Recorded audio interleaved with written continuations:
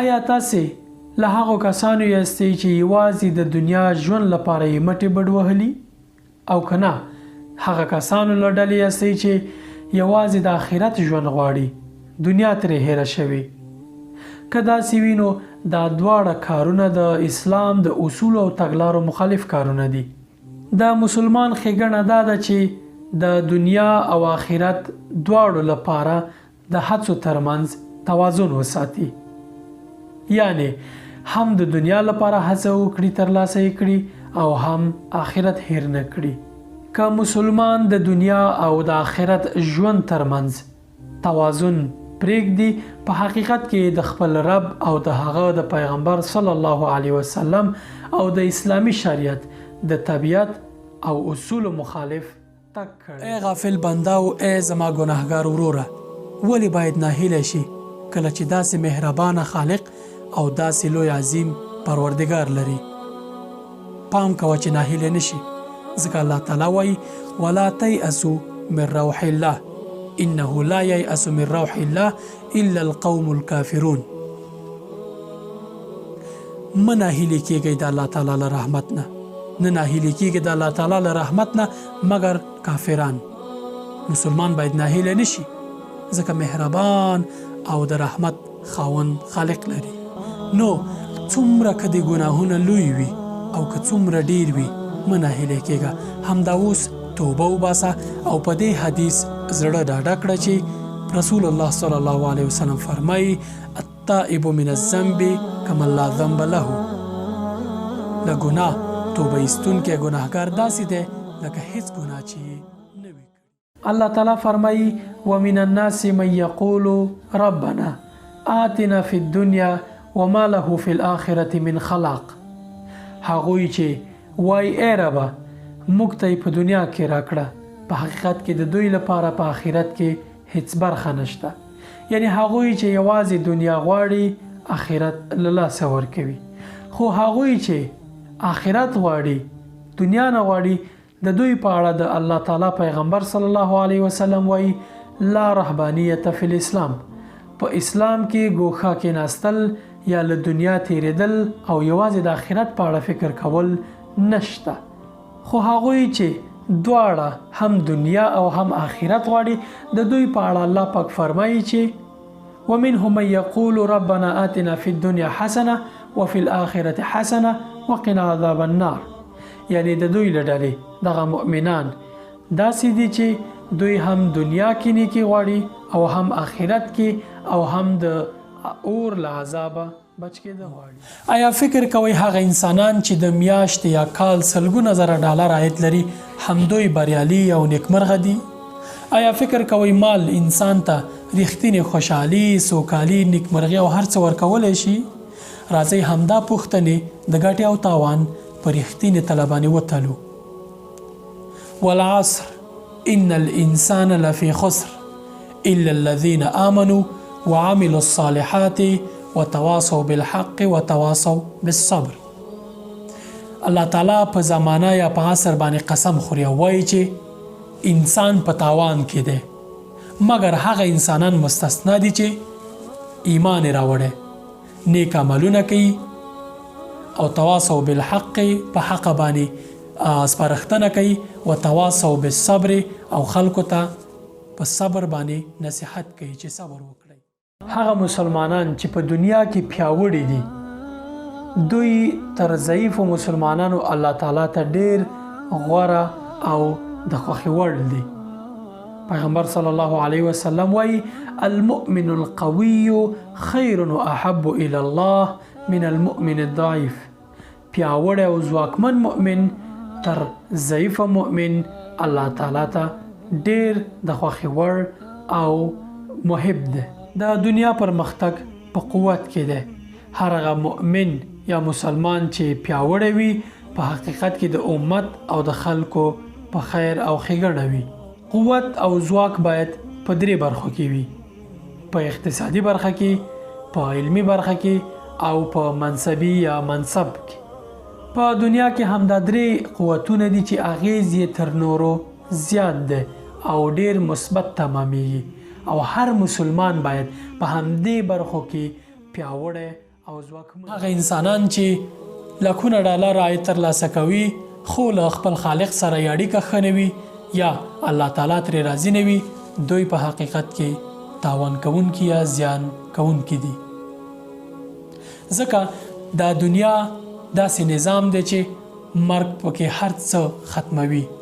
د مالدار مال ختموي، د فقیر فقر ختموي، او د هر انسان چې هر څه لري په دې دنیا کې پای مومي له مرګ سره.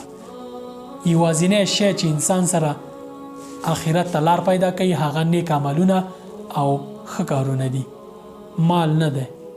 خو دغه مال که په ښه لاره وکارول شي انسان ته په آخرت کې هم ګټه رسوي، که صدقه شي، که پې نیک کارونه وشي، که پې نور هغه کارونه وشي چې انسان ته په آخرت کې ګټه رسوي. د دنیا پرمختګ په قوت کې دی. هر هغه مؤمن یا مسلمان چې پیاوړی وي په حقیقت کې د امت او د خلکو په خیر او ښېګڼه وي. قوت او ځواک باید په 3 برخو کې وي: په اقتصادي برخه کې، په علمي برخه کې او په منصبي یا منصب کې. په دنیا کې همدا 3 قوتونه دي چې اغیز یې تر نورو زیات دی او ډیر مثبت تمامېږي، او هر مسلمان باید په همدې برخو کې پیاوړی او ځواکمن وي. پیل یې د اقتصاد له برخې کوو. که مسلمان مؤمن په اقتصادي برخه کې پیاوړی وي دی به خلکو ته د کار موقع برابره کړي، پانګونه به وکړي او ګڼ اقتصادي نورې پروژې به پلي کړي چې له لارې به یې مسلمانان په کار باندې بوخت شي او په حقیقت کې به مسلمانانو ته د کار موقع برابره شي. له همدې اړخه به دی ثواب ترلاسه کړي.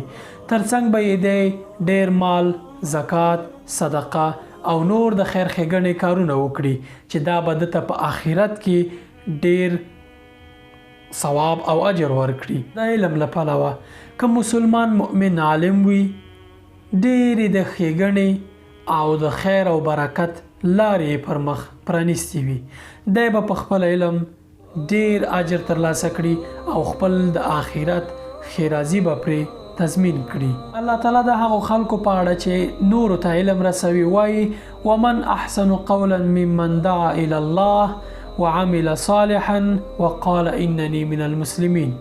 تر دې به غوره خبره او تر دې به ښه قول چیرته وي چې یو څوک الله تعالی لارې ته خلک دعوت کړي، نیک عملونه وکړي او ووایي چې زه مسلمان یم.